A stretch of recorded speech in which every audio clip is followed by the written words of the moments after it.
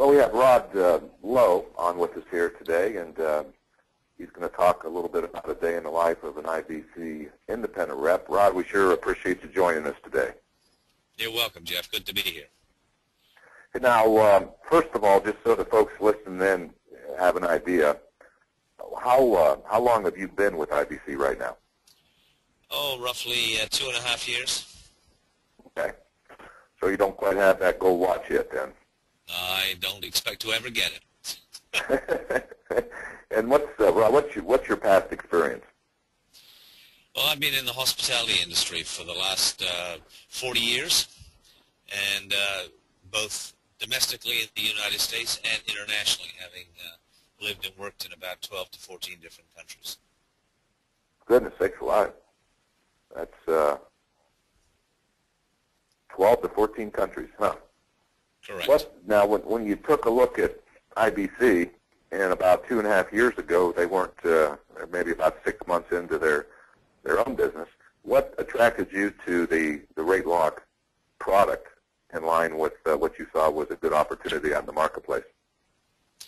Well, I'd retired a couple of years before that, and then opened my own company and was doing things and looking for other options that would all play into hospitality, and this obviously was another avenue that one could look at and tie in with the other pieces of my hospitality consulting business that I was doing, and it just made a lot of sense. And knowing that this is an area that most hotels, restaurants, in fact any business really don't pay a lot of attention to their credit card expense, in fact don't know much about it, it just seemed an opportune moment, having obviously been used to reading financial statements over the years.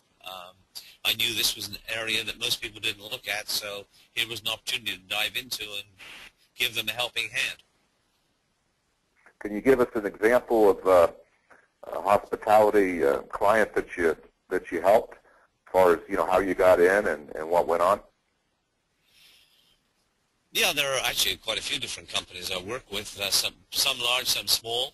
Some of the smaller companies actually produced better, they were being taken more advantage of, let's put it that way, by the credit card companies than the larger companies who obviously can afford to have many more experienced people in. And we were able to really assist some of these companies in dropping money to their bottom line, which otherwise they didn't even realize was sitting out there.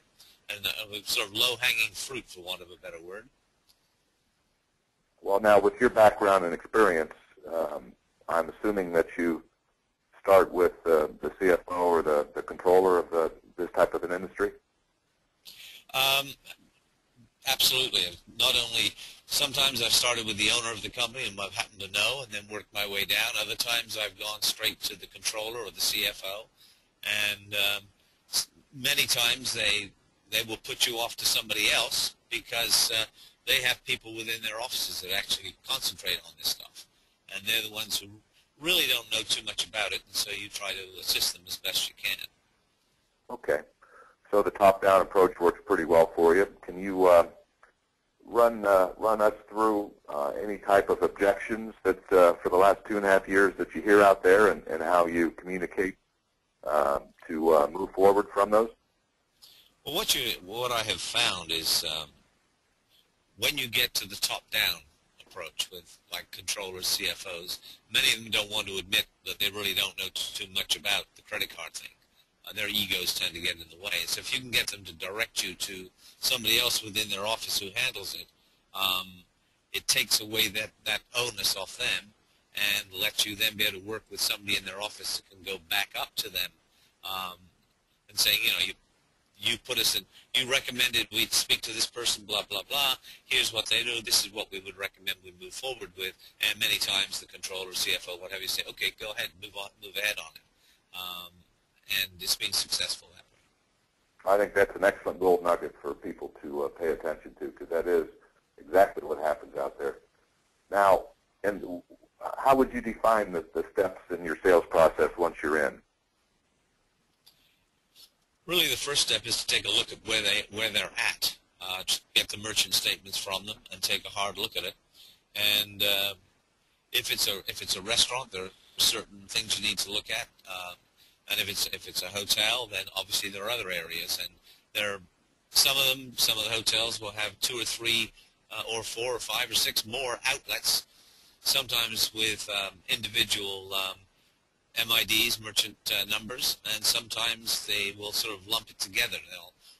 They could have a restaurant with a bar and the food area all with the same. But some restaurants are separate. You obviously try to get them a little different if you can, because there are rewards to be had for a separate bar issue vis-a-vis a restaurant issue with a bar. Okay, all right. I'm not sure if that's pretty clear. What have you found as far as the cost recoveries by percent or by a targeted amount of money? What's it mean to those merchants within the restaurants and the hospitality industry in general? I've had one small hotel company that probably had 6 or 8 hotels that we were able to bring close to $300,000 down to their bottom line. I've had other companies with 60 hotels that we haven't been able to do much for.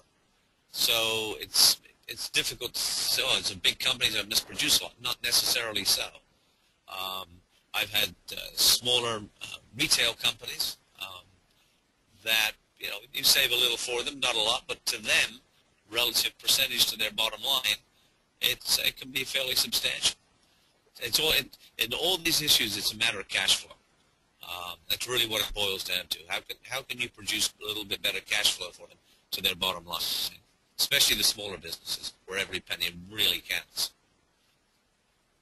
And we both know that the controllers and CFOs understand that pure cost reduction, 100% of that goes to the bottom line, where generating new sales only, depending on their profit margin, only a percentage of that flows to the bottom line, correct?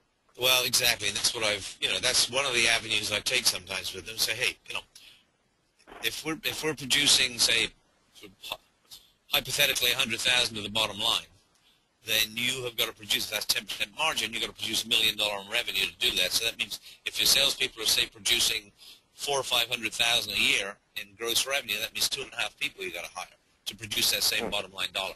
So, you've got to there's different tacks you have to go to hit them with.